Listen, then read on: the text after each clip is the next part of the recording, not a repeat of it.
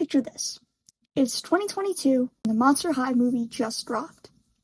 And teens and young adults who grew up with it are really mad. Why? Hello, is this backwards? I'm definitely not the first person to touch on this topic, but as somebody who has a lot of love in my heart for this franchise, I wanted to make a video essay on it, just because, why not? I was gonna dress up as Gulia, because I do have her costume, and she's my favorite, but I couldn't find it. So we're going Frankie. What do we think? Ooh, yeah, I had to MacGyver the tie. This is a really good tie. As the new generation, the new era, I suppose, of Monster High continues to expand, so does the, opinions around it. And, after seeing a lot of negativity in this space, I want to spread some positivity. So, here's some of my favorite redesigns we've gotten so far, and why I think everyone is so upset about them. Here we go again. First up we have, not the titular but close enough. I would have been lost if I hadn't met you guys. Frankenstein. I love their new design so much. Mainly on appearance, I think them being disabled and being like a Frankenstein's monster is such a cool design concept. I'm so glad we got that. Not only did we get great disability rep, but we also got really good non-binary rep. Well, I do think they went a bit overkill in the movie. Name's Frankie, non-binary, pronouns they, them. I think the show handles all of these characters a lot better than the movie did. A surprising amount of changes were actually made in between the movie and the show. For now, let's move on to one of my favorites. In fact, I think my favorite, redesign we've gotten. 1, 2, 3. Twyla! My Shayla! Look at her go. I'm about to drop a pretty big bombshell on you. Here, I'll hold your hand when I tell you this. It's gonna be a big surprise. I am autistic. Sorry. I think seeing a character like Twyla, you know what, I'm gonna stop holding your hand now, sorry. Already in G1 was so special. Same with Gulia. We'll get to Gulia. She was already great. She is by far one of my favorite characters out of the entire franchise, hands down. And then we get G3. And not only did they make her canonically autistic, but they did it with so much love and grace. It's not played up to be a joke, it's something to be taken seriously.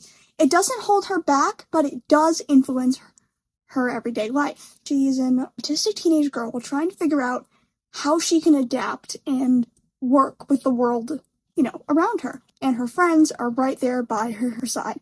If she says it's too loud, they lower their voices. She's overwhelmed, they take a step back.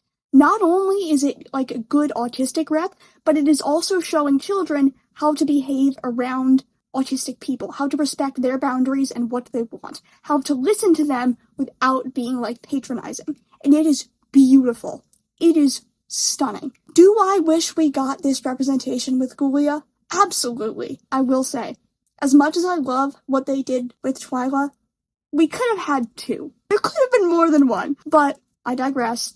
The fact that we have any at all is amazing.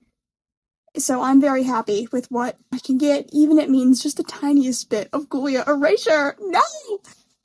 Now, the last one that we're going to be touching on before we get to the bare bones, just I like how this character looks and that's it. Which, believe me, I have a couple of those.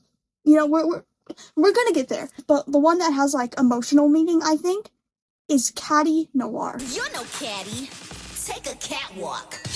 I really do like this interpretation of Caddy because they didn't change much. They kept her clothes, they kept her personality, almost everything about her is the same except for her body shape, and that's when people got mad. If they kept everything about this character relatively the same and just changed one thing, that being a part of her appearance, and you think that is a problem, you are the problem. I cannot stress that enough. I'm yet to find any, criticisms of the way she's written in G3 that don't all circle back to fat phobia and racism. And I think that says a lot. Because Caddy is such a beloved character, and I think they did her justice. Because New York, let's be so for real, objectively the best movie, objectively the best one. That's my jam. Best songs, best characters, so many characters, by the way. I always forget how many characters they introduced back to back to back. It is just non-stop characters, and it works because it's a good setting. But this is not about New York. This is about Caddy. She, of course, makes her first appearance in this special. I'm getting hot. This is I'm getting heated. No, that's part of my tie on my glove. There we go. Now let's get to the ones where it's literally just, I like how they look. I think that's neat. I will be doing this for every doll that I have. Draculaura! She's so cool. This is gonna be a bit of a hot take. I'm not the biggest fan of OG series Drac. You're gonna get me. I just found her to be, like, repetitive. Just kind of one note. I'm sure she's not, but as somebody who, again, relates to characters more like Gulia and Twyla, I found it hard to relate and enjoy her character when the whole time I was like, what is she yapping about?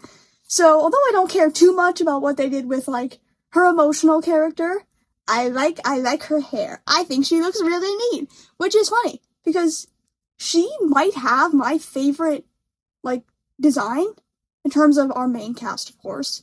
We're gonna get to Venus later. But she might be my least favorite out of the OG crew. Does that make sense? Ghoul Squad. That's what they're called. Oh my god, I'm so sorry. What is wrong with me? This one I don't have a doll of, because quite frankly, I don't like him. But that is Gil. You know, Laguna's really annoying, horrible, awful, just disgusting boyfriend. Yeah, they made him look like a male. They made him look like a Tumblr boy. He looks like he's gonna ask me to name 5 Smith songs, and honestly, that fits. My favorite redesign that I unfortunately don't have a doll of. I saw her once and never again. She's the one that got away, I swear. Is Venus McFlytrap. They did her so good. She is the best one. She's so cool. I also love her little side quest of owning a smoothie shop. That's so cute. I love that for her. I need to find that doll. I need to. I don't think I'll be able to, like, die peacefully until I've done so.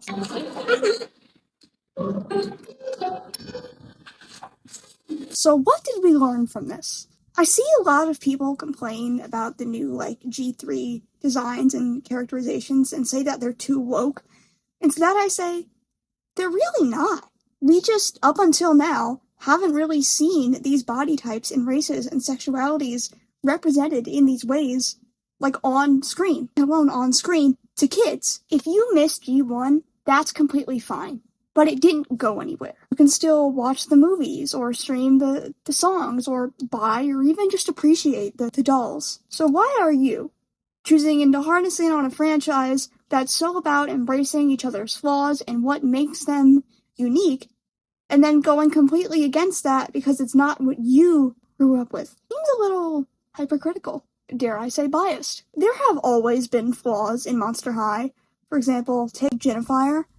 Her being the only Asian character, being golden, and a dragon, is definitely enough to raise a few eyebrows. And that's just one example of many. There has always been flaws. But it has done something that not a lot of series and franchises have. They have learned, and they are growing. Now, let's use her current day look and appearance. She isn't golden, but she still has those roots, and that's what matters. There are definitely redesigns I don't like I find Claudine's and Heath's to be quite useless, but guess what? It's not for me. In this day and age of genuine brain rot on TV, it's a miracle that we even have any currently airing Monster High to show these kids. We, as an audience, as much as it pains us to admit, are getting older, and our views are shifting, our eyes are opening, and we are learning new things. And so are they. But they're not where we are yet. So just let them enjoy their Ghoul Squad like we did so many years ago. I actually do have an outro plan this time. I know, shocker. Again, I don't expect this to do well, considering, there's a million other people who have already done it. But I don't really, whatever, leave me alone. As you can see, I'm very passionate about this topic. Some may say I'm woke, but, I don't care. Thank you so much for all the love on my last video, by the way. I know 80 views and 2 comments may not seem like much, but, I didn't expect it to get any. And I got so many nice words, again, even if they were only by 2 people, but I wasn't expecting them. So the fact that I got any is more than enough for me. I will say, though, I'm gonna plug. I'm so sorry. I saw one comment mention my comments not being on my Don't Hug Me, I'm Scared video. They're on now. Do with that what you will, but I digress. Thank you so much for watching. Stay freaky, stay fabulous. Don't take that out of context, and I'll see you next time. Toodles!